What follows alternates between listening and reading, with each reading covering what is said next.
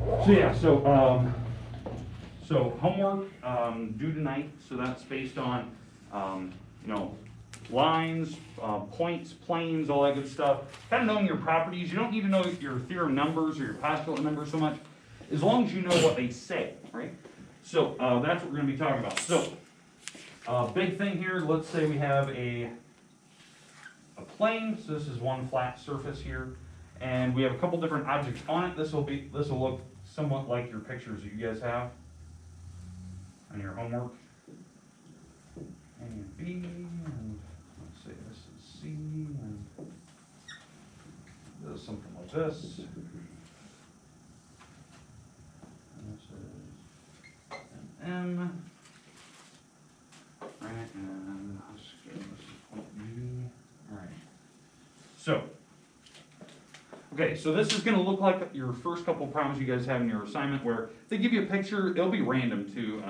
I know some of the problems are pretty random what pictures they pull for you. And then what they ask for is they ask for, specifically, bless you, they ask for, you know, like true or false, are A and C collinear with each other, or is there a line that contains A and C? And so you look at the picture and you're like, true, right? Because through any 2 points, there's a line.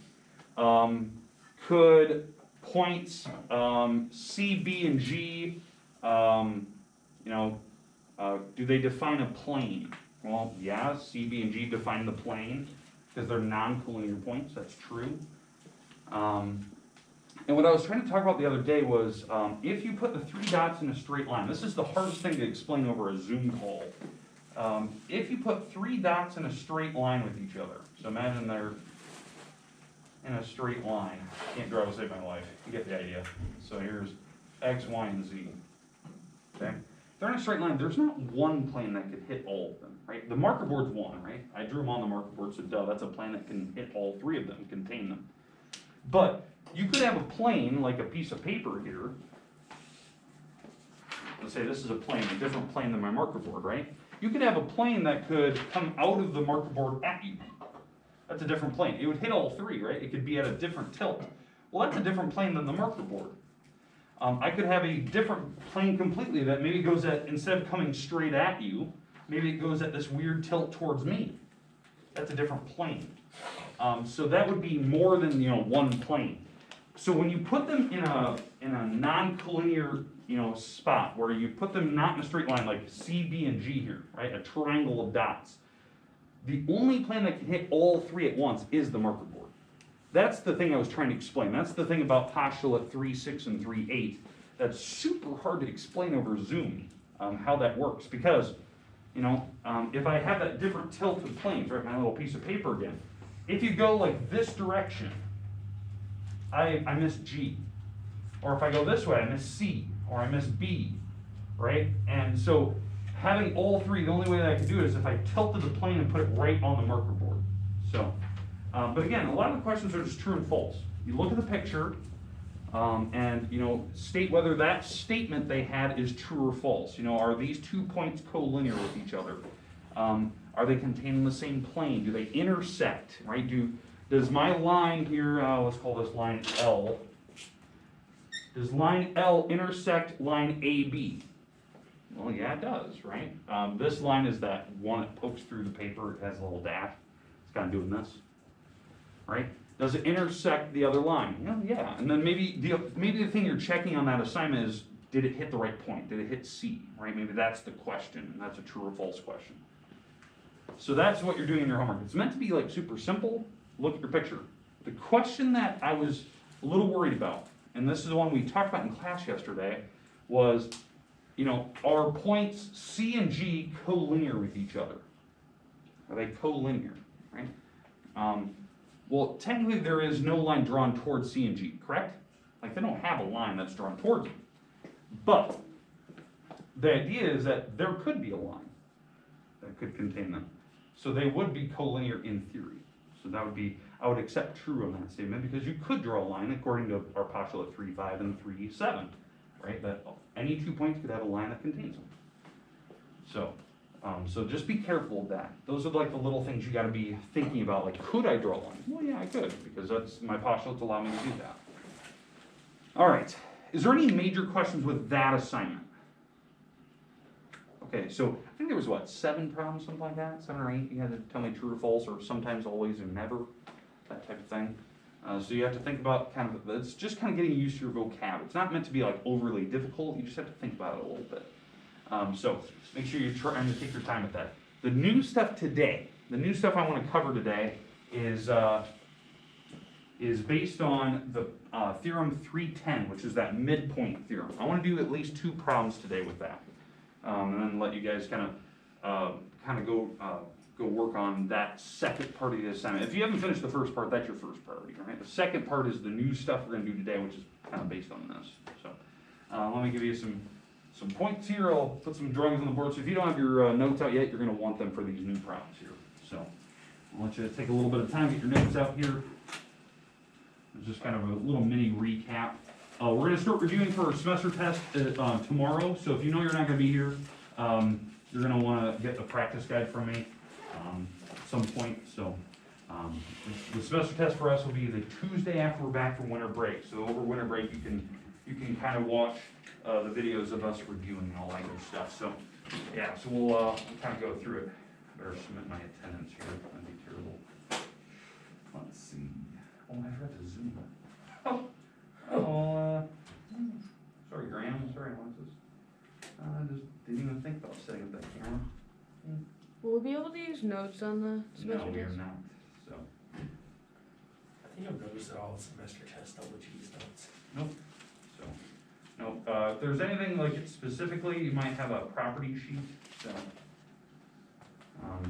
but I would provide you something like that, you know, that had the stuff about algebra properties or whatnot. Well, we have to remember like the definitions for each postulate.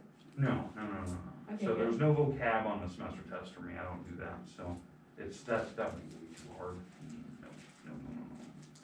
No. That'd be borderline almost impossible. So, nope. I try to keep it pretty basic. So, all right. Yeah, good questions. We'll answer those things tomorrow. Once you see it like that practice guide physically in your hand, you'll feel way better about it. So it's not meant to be like hard. It's just meant to be just what have we covered. So the main stuff anyway, not this weird little nitpicky stuff. But all right. So let's walk through the examples you're going to see today. So every problem is going to have the same instructions. They're going to say that M is the midpoint. M is the midpoint, for segment A to B. So that's going to be in every problem. You'll see it. It's the picture that shows up on every single problem. That little thing. I think I even have the theorem just like printed so you can see it on every single problem. I have that as the picture. Then they're going to give you some stipulation. Maybe they tell you, like AB is 5x plus 10, and AM is, let's say, 3x plus, 3x plus 40 or something like that. Let's do that. All right? So, I wonder if I should make that a negative. I think it has to be a negative 40 so that it actually works out. Okay, let's do that. It's gonna be a negative 40, not a plus. Okay, so let's talk about how you're supposed to attempt this problem. Okay, so the first thing is you need to draw this. I don't have the drawing, it's not provided for you, so you're gonna have to like understand what this is saying. That M is the middle between A to B. So if you were to actually draw the stick from A to B, here's A to B, and M is the midpoint, right? So M is the middle of it. What I would do is I would label these items on the picture. So in your notes anyway, that's what you do. So A to M is 3x minus 40. So that's this part right here. Right? The M is the perfect middle, by the way. That's the midpoint. Right? And then they tell me the whole stick, the entire thing here, this entire thing is 5x plus 10.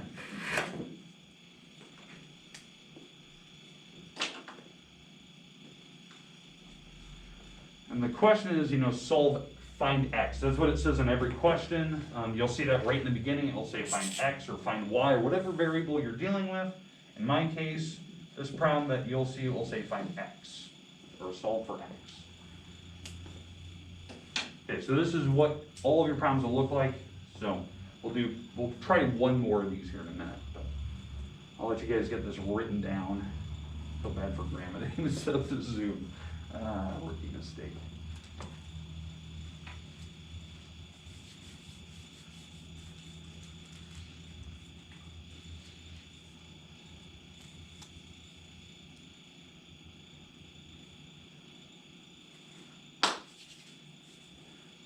Everyone good? Everyone's got it? Okay. Now, before we start, do we agree that there's a blank space on that picture, right? What can we put there? 3x minus 40. Good. Why? How do you know? Because You're they're right. the exact same. Exactly, right? If that's the perfect middle, then these two sticks have to be the exact same number. They have to be. So this would also be 3x minus 40. You have to understand that when that's the middle, you're absolutely right. They have to be equal to each other. So now, I can set up my algebra problem, right? I can actually solve for x, right? I can add the two pieces together, these small pieces right here. Add these two together, and when I add them, combine them, they should make this thing. They should equal the entirety of that stick, right? So this is the 3x plus 40, or sorry, 3x minus 40, plus 3x minus 40, and that should equal the 5x plus 10. They need to equal that thing in the very end.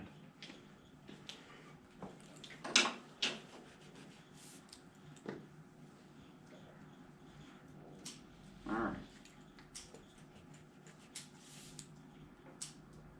Okay, so now that we have this, now we can just do a little bit of algebra. So you're gonna have to combine, you're gonna have to think about how you solve algebra 1 problems, right? Combine like terms, kind of move the x's around, move the whole numbers around.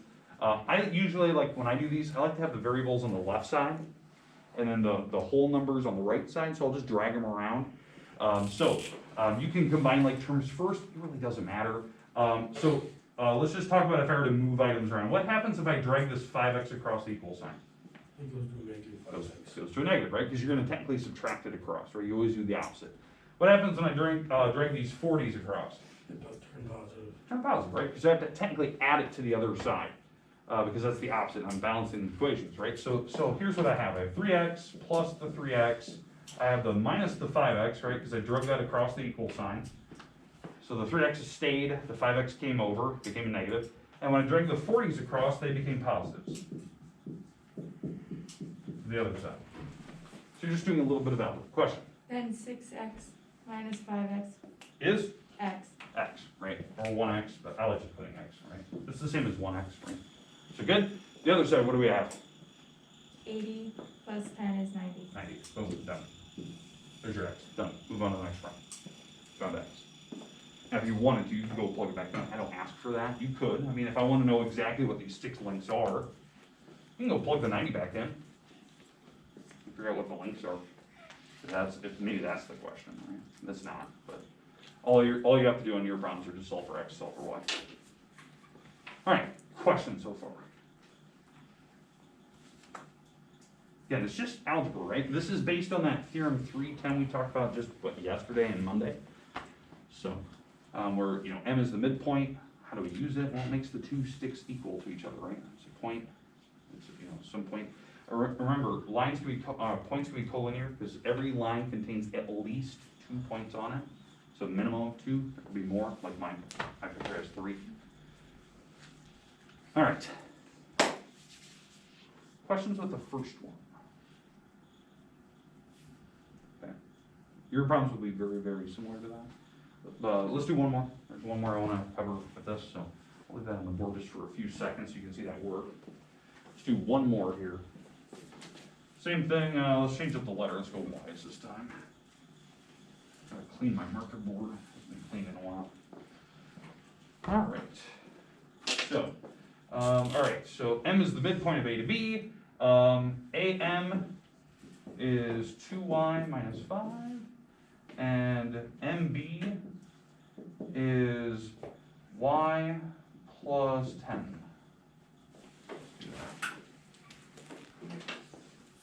kind of making some numbers here.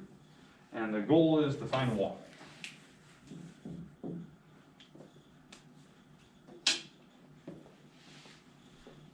Last question of the day, it's the last one.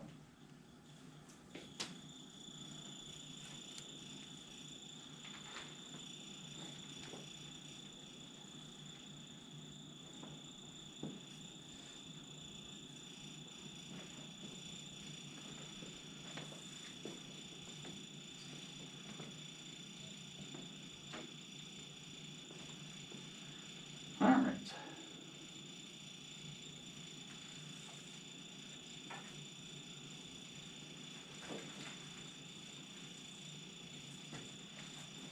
Okay, same picture as before.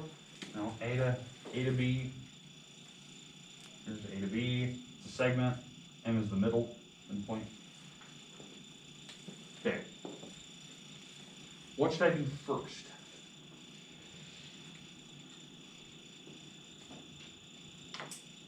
What did I do in the last one?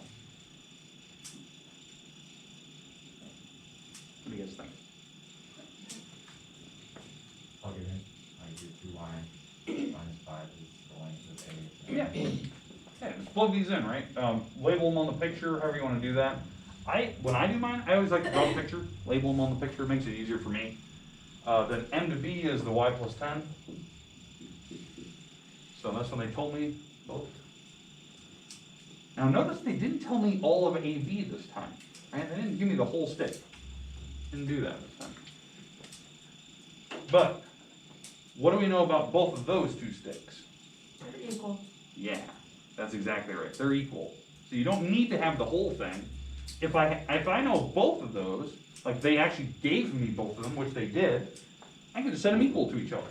Because they are supposed to be equal, right? M is the middle. So I could, instead of, adding two together to make the whole stick, if they gave me that, they just gave me the two pieces, well, I could just set these equal to each other. They're supposed to be the same length, right? You could do that if they printed both of them for you.